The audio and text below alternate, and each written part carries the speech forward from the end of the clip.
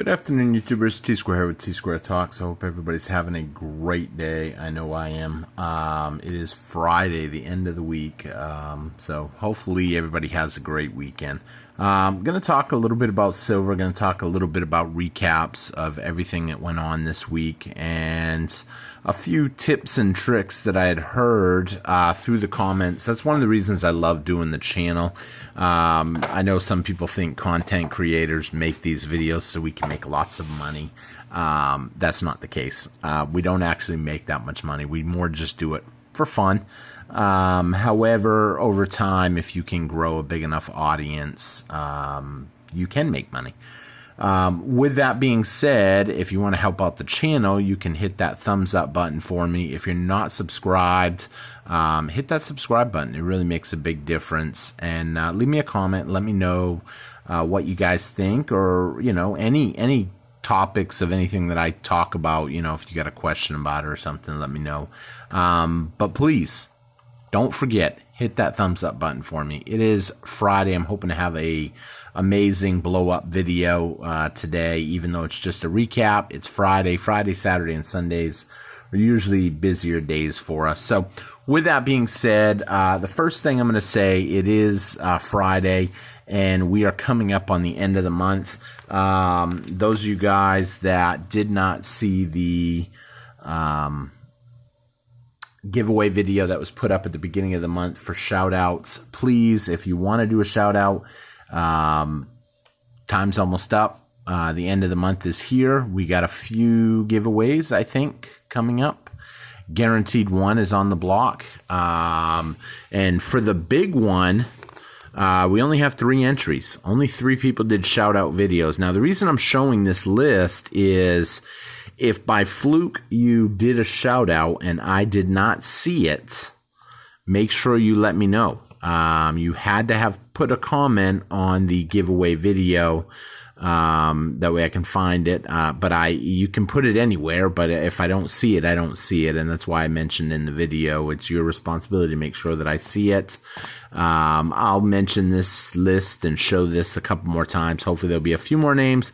But as of right now, for the big giveaway, it's New Marshall, Lax Rockets, and JM Sparger. So 3 people are entered into it already. Go ahead and check that giveaway video out, see if it's something you're interested in, and definitely leave a comment on that video. You never know what other things could be going on that day. We are coming up on our 10,000 subscriber giveaway. That I will be talking about that more next month, with the month coming to an end and the new month almost here. One of the other things we're going to just touch up on, we talked about prepping throughout the week a little bit more because of what happened in India. For those of you that don't know, we'll kind of touch up on a little bit tonight. Basically, inflation in India has gotten so bad that basically they banned the export of all rice from India. People can't afford food because the price is going up, and it's going to go to the highest bidder. And I've always said that when stuff starts collapsing, it's not that there won't be food, it's that the food will go to the highest bidder. And so one of the things that India has done now to kind of combat that a little bit is basically put a ban on no rice leaves the country. And that means that highest bidders now have to bid it up from other countries, because India produces 40% of the world's rice. But now with it being there and it's not allowed to leave India, then it means the price will fall because there's less people bidding on it. And the same thing is going to happen with food in most countries, I believe, including not just food, but silver. When people realize that, you know what, there's not as much silver as there is paper contracts, it's going to be price solves everything. And they've said this. They know this is going to happen, and it will drive the prices up even higher. Now, the difference between food and silver, obviously, we need food to survive. And with that being said, I think the U.S. will do something along them lines when the price starts really getting out of control. They'll see what other countries have done, and they'll just keep it in-house. But by the time the U.S. decides to keep food in-house, I think that the dollar will have taken a heavy hit, and you will see silver at $35, $40, and everything else will be climbing in price, and people will be upset. They're going to be upset that prices are going up so high, and there's only a few ways you can combat skyrocketing prices.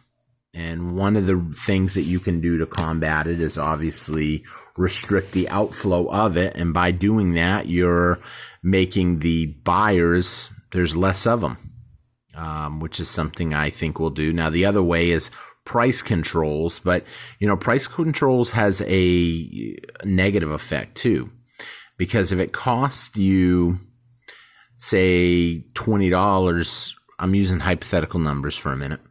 Let's say it costs you $20 to make a tire, and you've been selling them at $30, but all of a sudden it costs $30 or $35 to make a tire. Well, then you're probably going to want 50-ish. But if they say, no, that's too much of a jump, tires are not allowed to sell for more than $35 by law. If they implement a price control law, then what's going to happen? Tire makers are not going to stay in business making tires for $35 if they're selling them for $35.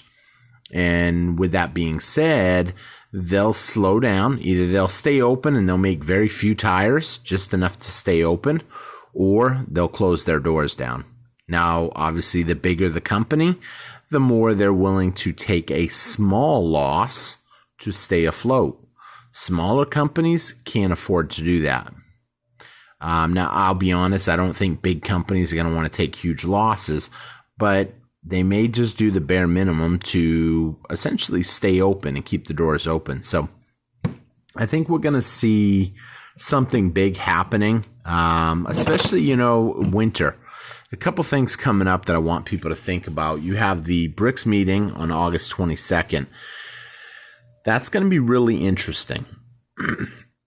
Even if they don't set up a gold-backed currency and roll it out on August 22nd, they're going to have more countries joining it. And it's not just going to be the 5 of them. I mean, we already know there's a bunch of countries that have been applying and trying to get in. Now, it is interesting that when you know BRICS, who the countries are, that's Brazil, Russia, India, China, South Africa. Now, India, though, is having the problems with huge hyperinflation. They're frustrated. They're looking for ways to essentially control stuff. And if they're willing to do a ban on exporting of rice, then they're willing to take other huge counter steps to essentially get stuff in check. And one of the big things I think they're going to do is simple. It's going to be ditch the dollar, de-dollarize. When that starts to happen, some people are like, well, that doesn't matter. They're one country, but it ain't just one country that's de-dollarizing. It's basically anything they sell to other countries. And India's not like a mom and pop country. I talked to one person, they're like, it's India. Come on, man. It's not like China. I mean, but India's a big producer of stuff. They have a huge workforce. I believe that them and China are probably the top 2 countries in the world when it comes to people. Once they put all those people to work, that's huge factors at play. Now, I know, obviously, China, they have a lot of people working. Their economy, we're fed propaganda to a certain point, and we're told, their economy is getting crushed and this and that. Go online, follow some of the YouTube channels from some of these countries that you're looking into. I follow a channel in Russia. I follow a couple channels in India. I follow one in Africa. And you can see what the grocery stores look like, what the prices are going for. I watched a video that someone filmed in Lebanon the other day, where their currency is collapsing so hard, people are trading in jewelry just to get money to buy food. Now, I know some people, we've talked about this on the channel. Well, who's going to want silver or gold over food? Here's the thing. There are people that will be able to get food from other countries. And that's exactly what is happening now in Lebanon. People are bringing food in, but you know what? If you want food, you've got to pay it dearly. And they'll accept gold and silver. They'll even accept Lebanon currency. But it's going to be a lot of Lebanon currency. You know, I read a comment earlier today about silver, even about a gentleman that's been stacking silver forever, and he expects it to skyrocket, but he expects a lot of the prices of the stuff we buy to skyrocket. And that brings us to our next point that we've talked about this week about having a food pantry and why it's important that you have extra food on hand. Food, water. Once you have food and water, you've got something that when times get really tough, people might want to take from you. And that's where protection and self-defense comes in. Being able to protect your family, your resources that you've already acquired. Because when people don't have, they're going to do crazy stuff to take. And so I think that's important. Now, speaking on the water note, I know a lot of people want to go out and buy expensive water filtration systems or water filtration devices or fancy Berkeley or Berker filters. I got a friend, he just bought a $500 Berkey filter for when stuff really starts breaking down. There's stuff you can do to plan and prepare that doesn't cost that much money. I had a great comment from a subscriber today that she's been taking all of her empty jugs, washing them out and filling them up with tap water and putting them in a spare bedroom, I guess. That really is a great idea, especially because there's zero cost in it. You're cleaning out an old jug. You're putting tap water in there. If nothing happens, you're out nothing. You haven't lost any money. But if something does happen, a hurricane, a grid down scenario, a total collapse of the power grid, there's a lot of factors that could happen and could play out that would make that water supply that she's stocked up on valuable, essentially. And not valuable in a way that I would want to sell it in that case. I would not want to sell something that I'm going to need, but it becomes valuable in the terms of if there's no water and you have water, you're sitting pretty. But it's not just about water. It's about food and water and then protection. Gold and silver, I don't want to say is last on the list, but I will say gold and silver, to a certain point, you want to have a little bit of it to be able to trade and barter with people. But a lot of gold and silver is for after everything starts coming back online. They're going to need some sort of trade system, something that people will accept. And, you know, the beauty about gold and silver is it has been carried on through cultures. You know, you have, when you really look at it, you have the Egyptians had it.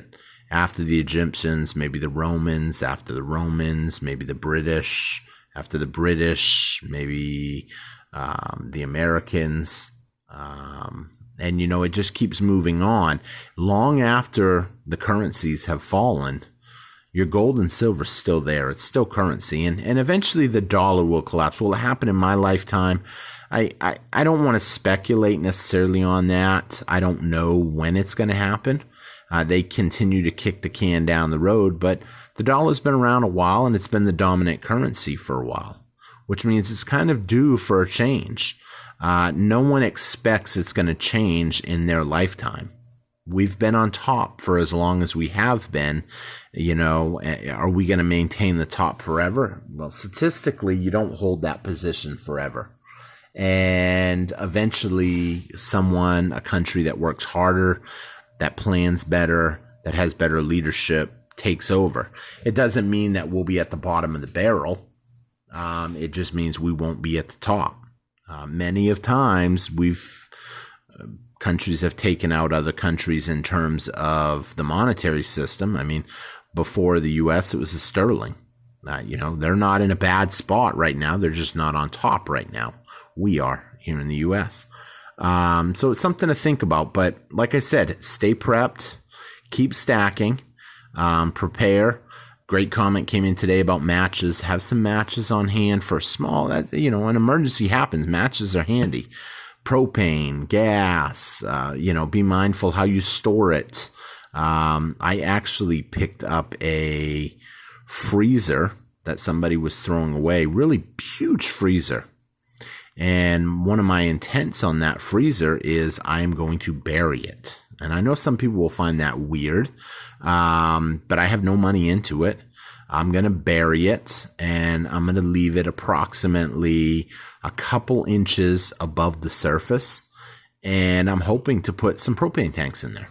Why? Because it's not going to hurt nothing. What am I out? I can go, if it still comes up a couple inches over the surface, I can go out, take a propane tank if I need them. I don't know how many times I've been barbecuing and needed one and had to run to the store mid-cook. So, there's a lot of things you can prepare for. Just think about, looking over what you got. Food, water, security, ammo, gold, silver, gas. Have a lot of stuff planned. There's a lot of different scenarios that could play out. And I think the big one that's upon us is inflation. We're going to see prices continue to go up. And if you buy any of this stuff today, you can bet that you're going to use it tomorrow. And when you go to replace it, you're going to pay a whole lot more for it. That's a common theme that I've seen in the comments time and time again. Hey, during the pandemic, I had all this stuff and I was sitting pretty. Now I'm trying to replace it all and I'm paying a lot more money for it. And leave me a comment. Let me know. What do you guys think about this? Are you guys already prepped up? Are you ready? You want to start a prepper pantry? I'm going to probably do a video pretty soon talking a little bit about some of the stuff that you should do to start a prepper pantry. Your basics, automatic, beans, rice, pastas. You got to have those. Now, you get into other stuff, canned meats and vegetables, canned goods, this and that. Those are all great items, only if you use them. If you don't eat that stuff today, you'll eat it when stuff hits the fan, but I probably wouldn't want to spend a lot of money on something that I'm not prepared to eat today. Many of times I go in my pantry and I pull out something that essentially I'm like, well, I can use it. I may not want to eat it. The other day I actually didn't feel like cooking nothing and I made a can of beans. It was a can of already baked beans. I just microwaved them and ate them. It was quick. It was easy. If a hurricane came in and shut off my grid, I'd be all right. You could eat them cold. I happened to microwave them. And then the next morning, I ate the leftovers for breakfast cold. So with that being said, I'm going to wrap up this video. Please hit that thumbs up button. Leave me a comment. I love reading y'all's comments. If you're not subscribed, hit the subscribe button. If you haven't checked out the July giveaway video, go over there, check that out. I would leave a comment on it. I usually like to say that at the end of the video. It could be really beneficial to you if you go over there and you leave a comment on it. If you don't have a comment on it, well, you might regret that come the end of the month. So, and as for the main giveaway, we only got 3 people. So if anybody wants to do a shout out video, but you don't have to do a shout out video.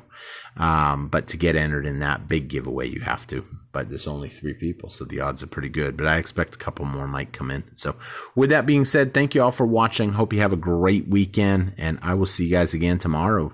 Hopefully we're going to see silver dip a little bit today on Friday. But I don't expect we'll see anything major.